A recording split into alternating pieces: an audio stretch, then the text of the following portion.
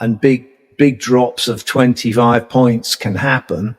But the momentum psychologically, I think, is now with Lando because he's beaten Oscar also in Austria. We go from Silverstone to Spa. For Spa Reed Silverstone, it's a very similar track. It is it's a big expansive track, and the car is good there. But it can be wet as well. But I don't listen. Oscar's not out of it.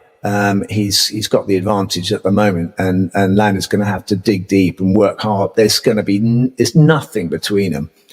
So it will come down to luck. Look at the last 6 races from last year. Only in one race in Qatar did Oscar beat Lando, and Lando, of course, had that penalty, didn't he, in the race in Qatar. Lando won in Abu Dhabi, and he won in Singapore just before those last 6 races. But he had a much stronger end to the season than Oscar, and for a guy that thrives on momentum, I think that will be crucial as well. Oh, come on. Right, I asked the question. We're at the halfway point of the season. Crofty, when we went to Ireland to do that thing, you said Oscar, and I knew it was because he had a strong start to this season. And I said to you, and to Bernie at the time, you're just doing that because he's winning at the moment. So are you sticking with Oscar? Because I've said Lando from the start that I am not anything other than I thought it was going to be Lando to win this year. Who is your pick? The halfway stage. One word. Oscar Piastri. Well, that's 2. I'm not changing because I'm stubborn. I think Lando's got the momentum. I think he's found his traction. He's found his footing. So like when you're trying to climb up a very steep hill and you can't get traction, I think he's slipped a few times. And now he's just managed to get his feet to grip and he can push off from there. So, yeah, I think I always thought Lando in a race is faster than Oscar. I think he had a few nervy qualifiers, so he dropped a few with getting into the last few moments of the last run of a qualifying session. But I think now his head is settling. I really do.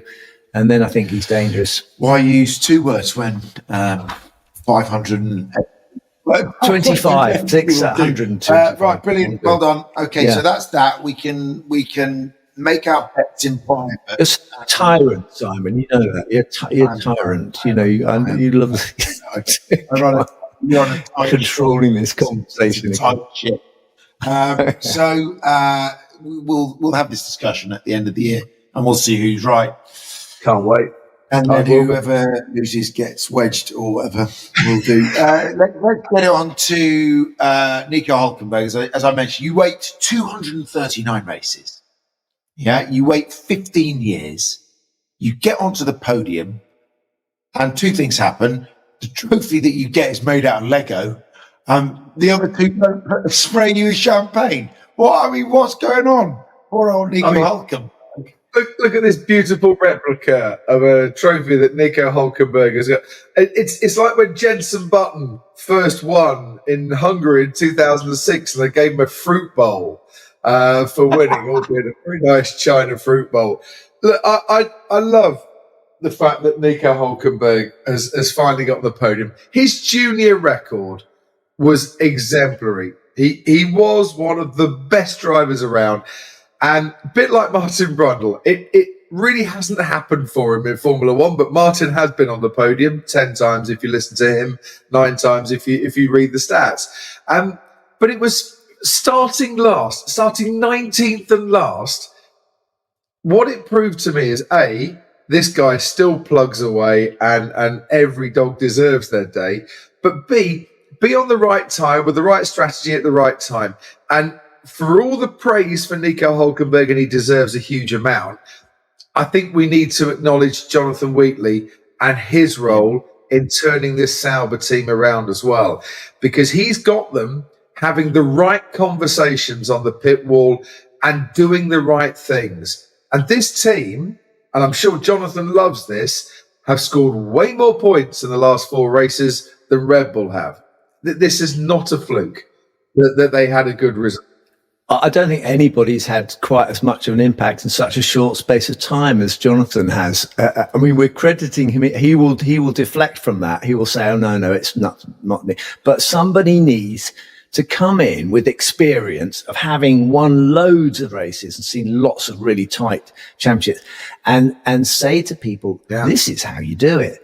You know, and a team like Sauber, I mean, you talk about longevity and not getting any results with Nico Hulkenberg. I mean, crikey, you know, Sauber, frankly, have done, in the length of time they've been in F1, have done very little. And they really do need someone to take them by the scruff of the neck. And Jonathan could well be that bloke. And also, I just want to say on the trophy, the Lego trophy, Nico, don't feel too bad.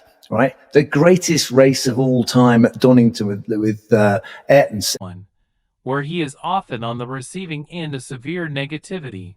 Lance Stroll has shared how he handles the bright spotlight that comes with racing in F1, and what he does to counteract the harsh criticism he is often subject to.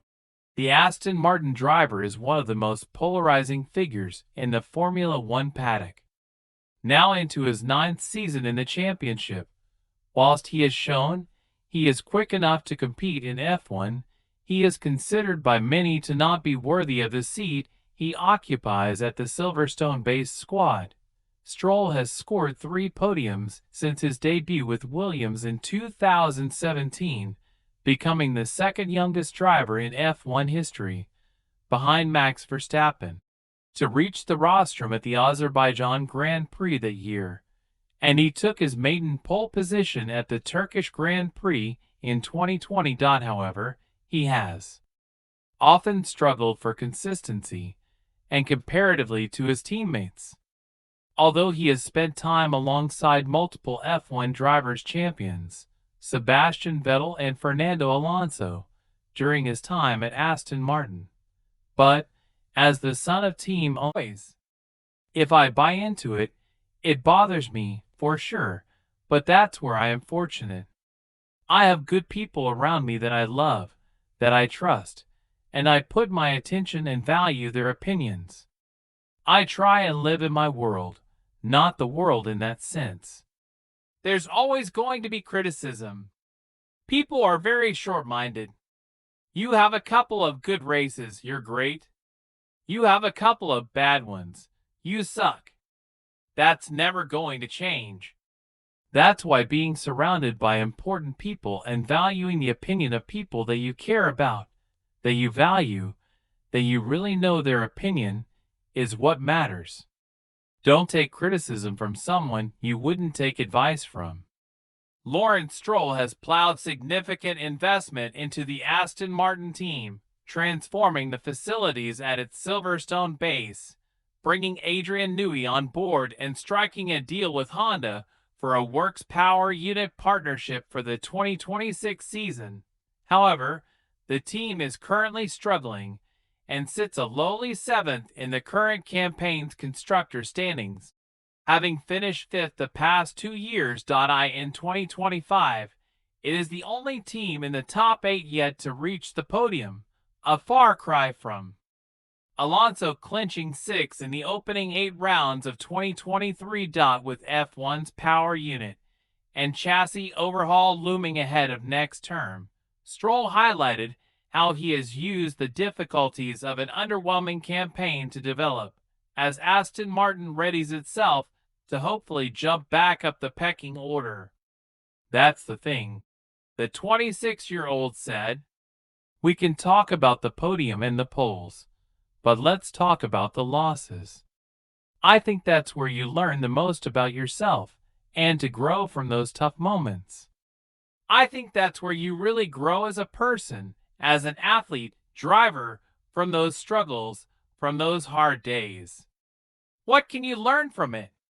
How can you come back next week and be better?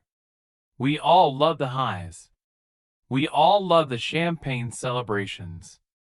But it's really in those hard moments, those tough times, that we learn the most about ourselves and we grow.